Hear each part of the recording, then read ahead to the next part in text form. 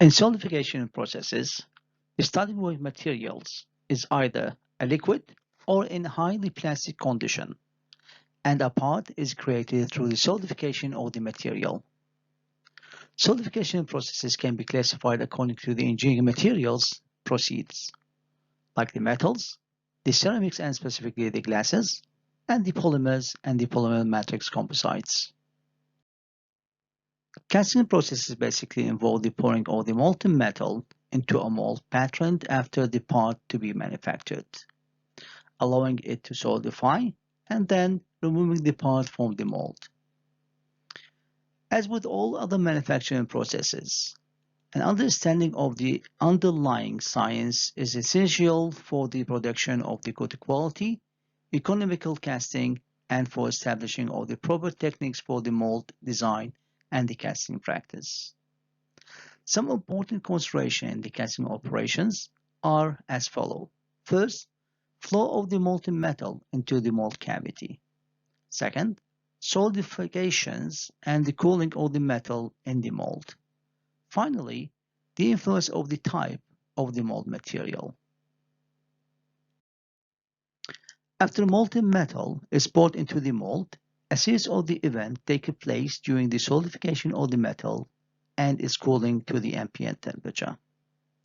These events greatly influence the size, the shape, the uniformity, and the chemical composition of the grains formed throughout the casting, which in turn influence the overall properties of the metal. The significant factor affecting these events is the type of the metal, thermal properties of both the metal and the mold, and the geometric relationship between the volume and the surface area of the casting, and finally, the shape of the mold. The main advantages of the casting processes are the complex part geometries are possible with some of the casting processes, can create both external and external shapes. Some casting processes can produce a net shape parts, others can produce a near net shape. Very large parts are possible with the casting technologies. Some of the casting methods are suited for the mass production. On the other side, the main disadvantages of the casting are limitation of the mechanical properties, the poor dimensional accuracy, and the surface finish for some of the processes like the sand casting. The safety hazards to the workers due to the hot molten metals, and finally the environmental problems.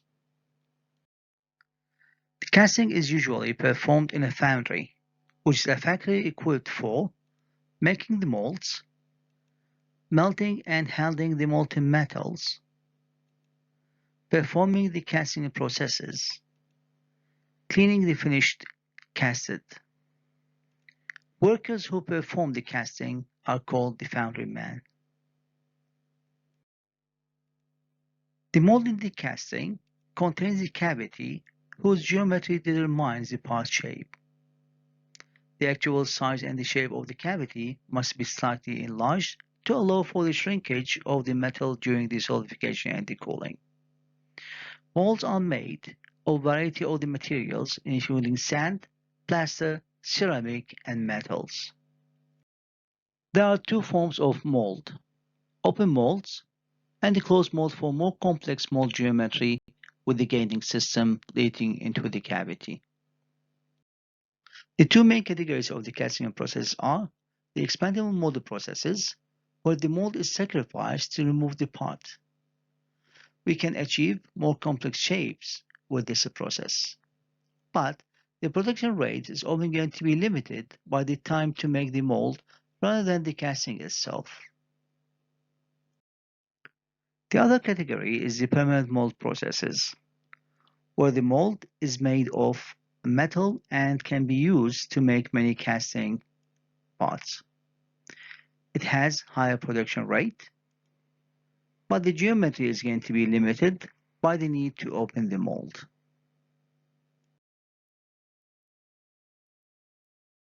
In sand casting, the mold consists of two halves, the cup, which is the upper half, and the drag, which is the bottom half.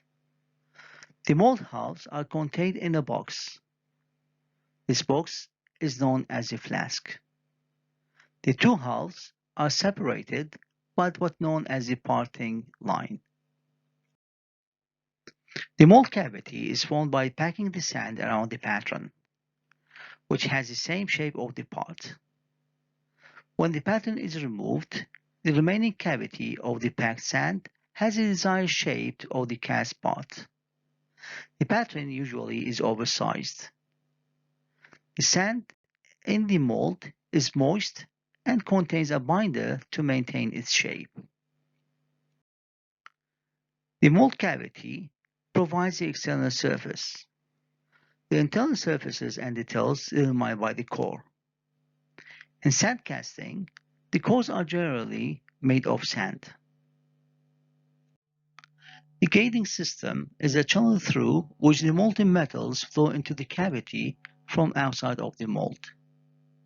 The downspur, through which the metal enters the runner, leading to the main cavity. The pouring cup is often used to minimize the splash and the turbulences as the metal flows into the downspur. The riser is a reservoir in the mold, which is a source of liquid metal to compensate the shrinkage of the part during the solidification process.